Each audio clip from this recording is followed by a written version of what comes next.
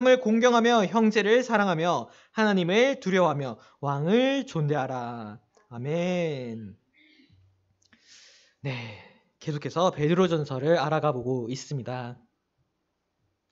우리가 이 베드로전서를 살펴보면서 우리가 어떤 존재인지 계속해서 베드로는 말하고 있습니다.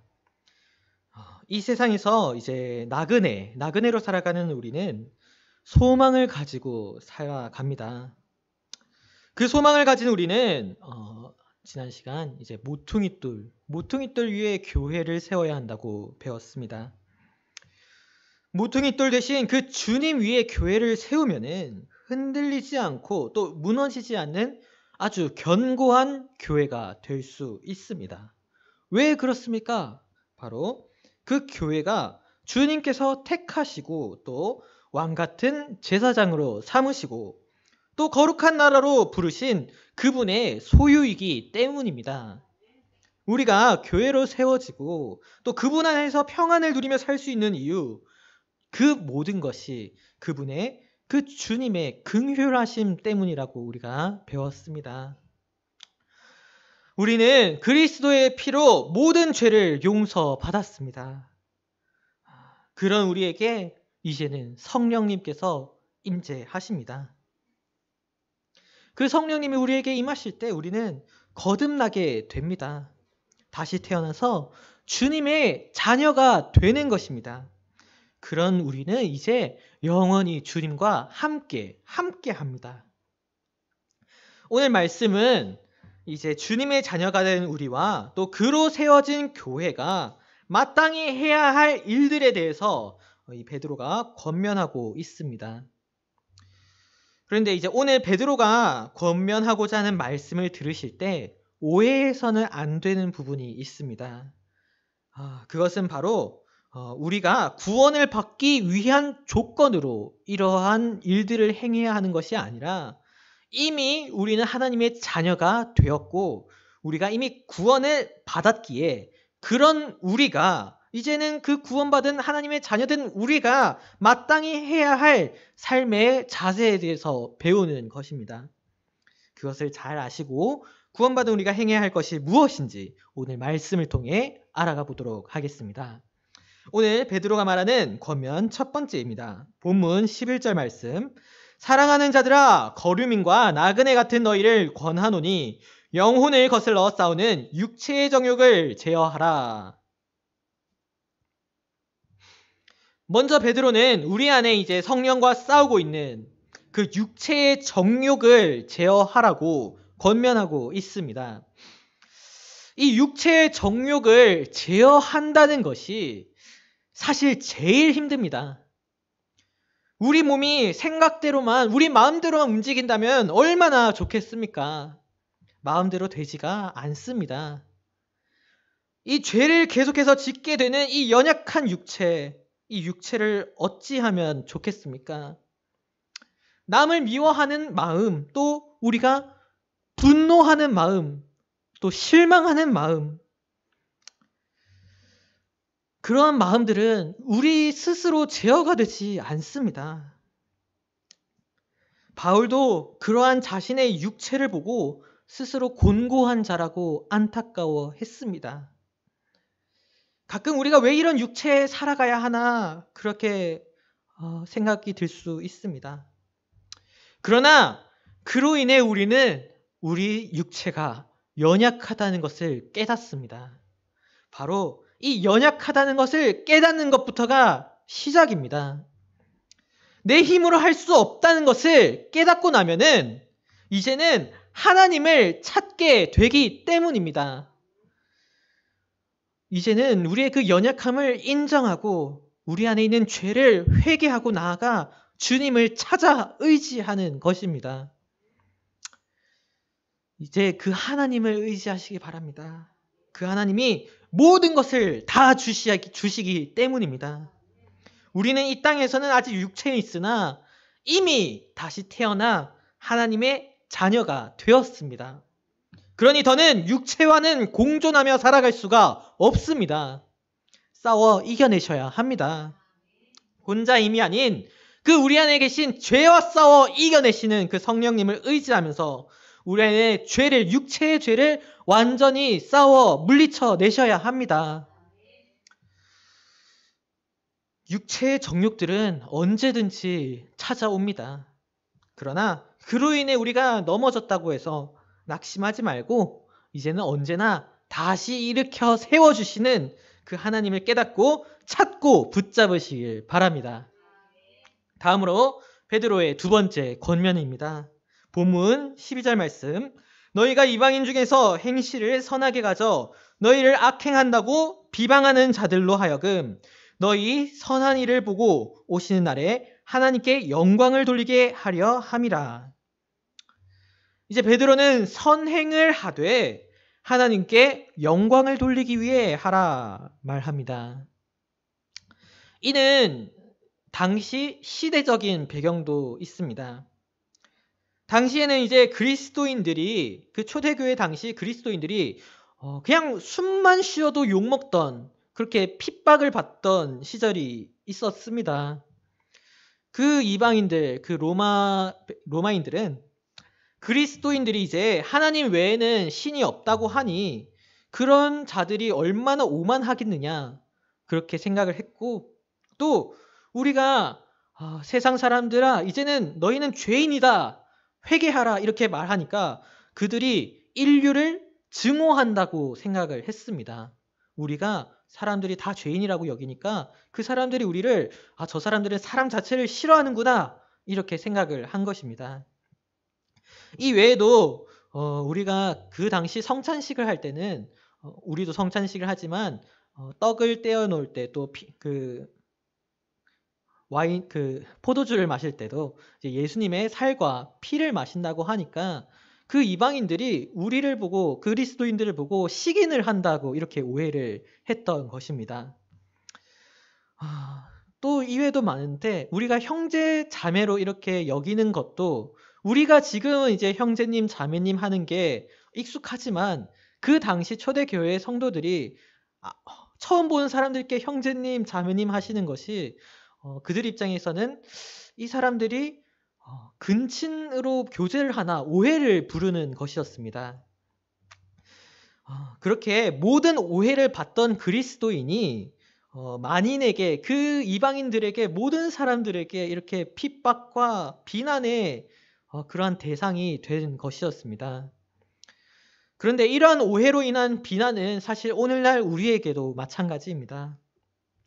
우리가 세상 사람들에게 죄를 알게 하고 또 회개하라 하지만 그들 입장에서는 나는 이때까지 살면서 아무런 죄를 지어본 적이 없는데 왜 나를 죄인이라고 하느냐, 그리고 보니까 너네들도 똑같이 죄 짓는 것 같던데 누가 누구를 나무라냐는 것입니다.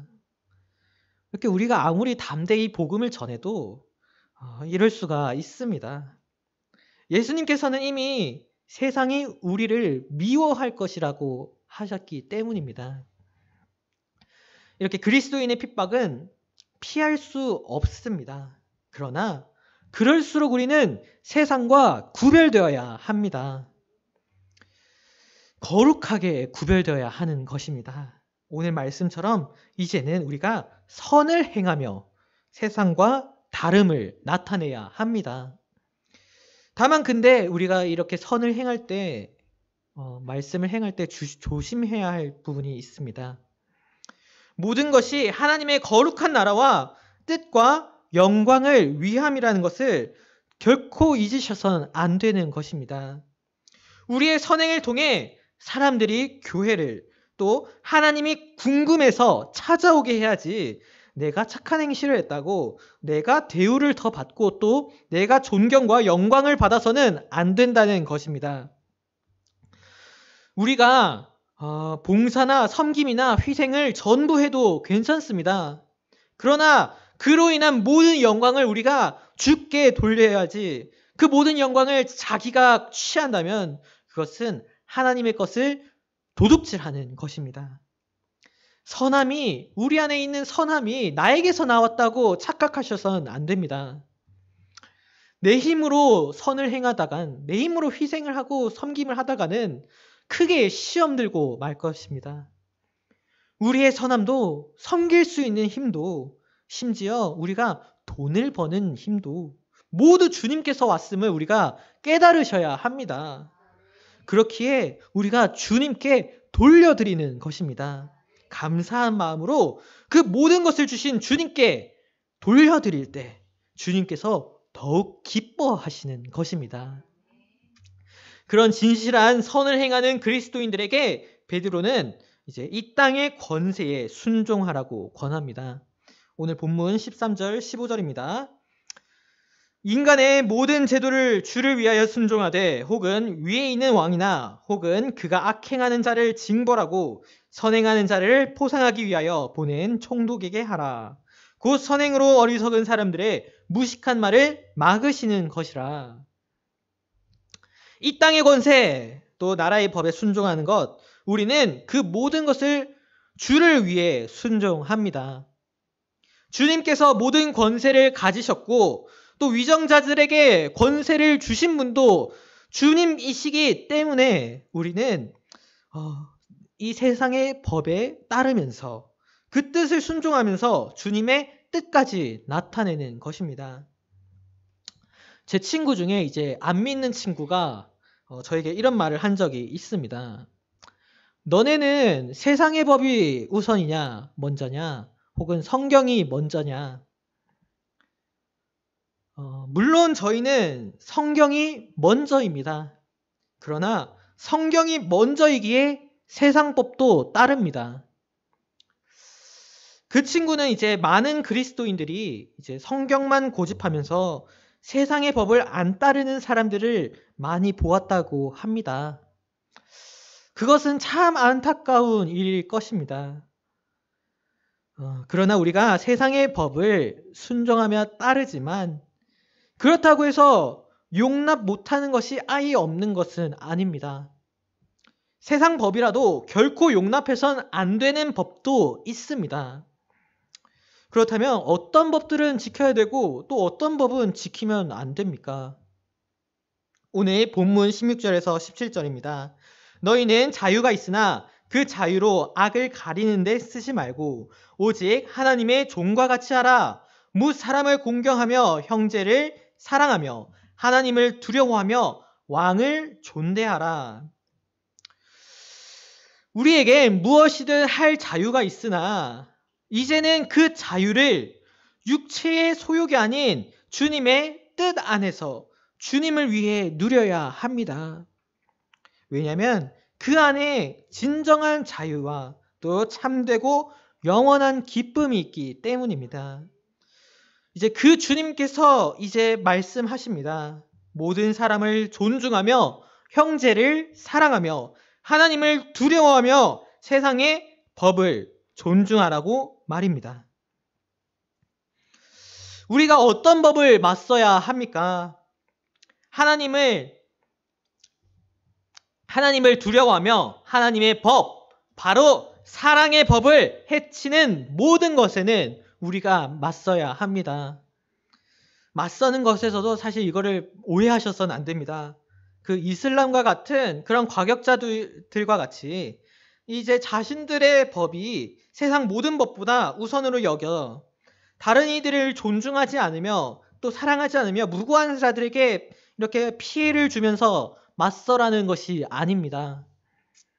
맞설 때도 항상 그 세상을 존중하고 그 사랑을 먼저 드러내라는 것입니다. 사랑을 드러내는 우리가 세상 법을 맞서면서 서로를 미워하고 헐뜯고 비난해서는 안 된다는 것입니다. 우리는 오히려 선과 사랑 안에서 맞서야 합니다.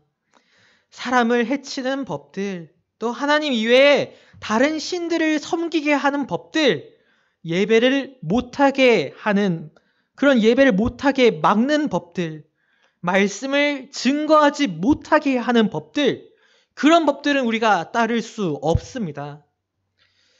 근데 이제 그런 법들을 따르지 않는다고 우리를 비난한다고 하면은, 세상이 우리를 비난한다고 하면 그건 어쩔 수가 없습니다. 세상 법을 지키지 않으면 불이익을 우리에게 주겠다고 하면 그냥 불이익을 받으시면 됩니다. 과거 로마에 맞서 싸운 그 초대교회 성도들, 그들은 하나님의 법도 또 세상의 법도 포기하지 않았습니다. 그들이 세상의 왕에게 복종하지 않으면 죽이겠다, 그 말에 하나님의 법을 따르면서도 세상 법이 죽으라고 하면은 주님을 위해 기꺼이 죽었습니다. 과거 신사참배를 반대하던 우리 믿음의 선배들도 마찬가지입니다. 그런 세상의 법을 따르지 않는다고 미련하게 여긴 사람들이 많을 것입니다. 심지어 그런 우리들에게 비난하는 자들도 역시 있을 것입니다. 그러나 우리가 진정한 선과 또 사랑을 행하면서 그 안에서 주님을 나타낼 때 세상의 비난도 함께 사라지게 됩니다. 우리가 받기 위해 선행하는, 우리가 영광받기 위해 선행하는 것이 아닌 그런 이해타산적인, 세상과 같이 이해타산적인 생각이 아닌 모든 것을 초월하여 하나님께 영광 돌리는 그 사실을 세상이 깨달을 때 그들은 놀라워할 것입니다. 이제 그 당시, 그 로마 시대 당시 이방인들이 그리스도인들에게 했던 오해들도 이제 그리스도인들의 참된 선함을 통해서 그런 오해도 수그러지기 시작했습니다. 한국 교회도 마찬가지입니다. 우리가 선을 통해 그 세상의 법을 이겨낼 때 그 이후에는 이 땅에 복음의 씨앗이 더욱더 피어나기 시작합니다. 그러나 오늘 교회가 이 선함과 사랑을 잃어버리면은 우리 교회도 많은 오해를 받을 수 있습니다. 그러나 남들이 뭐라 하든 간에 우리는 이제 맡은 바를 따르면서 교회답게 살아가면 되는 것입니다. 우리가 빛 되신 그 주님처럼 빛으로 살면 결국 세상은 빛을 따라오게 됩니다. 교회가 먼저 선과 사랑을 보임으로써 세상에 빛이 되면은 세상이 그 빛을 따라오는 것입니다. 그 빛으로 수많은 복음의 열매를 맺는 우리 교회 되기를 소망합니다. 물론 그 과정에서 많은 억울함을 당할 수도 있습니다. 그러나 세상 사람들이 몰라준다 하더라도 주님께서는 아십니다. 주님께서 그 모든 것을 아시니 이제 또 우리를 위로해 주시니 걱정하지 마시기 바랍니다. 그저 주님께 모든 것을 맡기고 힘써 살아가길 바랍니다. 이제 말씀을 맺겠습니다. 주님의 자녀가 된 우리가 해야 할 사명은 주님의 교회를 세우는 것입니다. 우리가 주님의 자녀로 거듭날 때, 성령이 우리에게 임하실 때, 우리에게 진정한 영적 부흥이 임할 때 주님께서는 이제 우리를 사용하십니다. 교회를 교회되게, 또 예배를 예배되게 우리를 사용하시는 것입니다. 그때 우리가 해야 될 것이 무엇이냐? 바로 순종입니다. 주님의 자녀답게 사는 것은 바로 주님의 뜻에 순종하는 것입니다. 오늘 우리가 해야 할 순종이 무엇입니까? 주님이 오늘 우리에게 주신 그 뜻이 무엇입니까? 바로 우리의 육체의 정욕을 제어하고 선을 행하며 세상의 법에 승리하는 것입니다. 그렇게 주님의 영광을 드러내고 이 땅에 주님의 나라를 확장해 나가는 그 놀라운 은혜를 우리가 눈으로 확인할 수 있는 그 역사를 누릴 수 있는 우리 교회 되시기를 진심으로 소망합니다. 아멘. 이제 우리 함께 찬양하겠습니다. 네. 찬송 178장입니다. 178장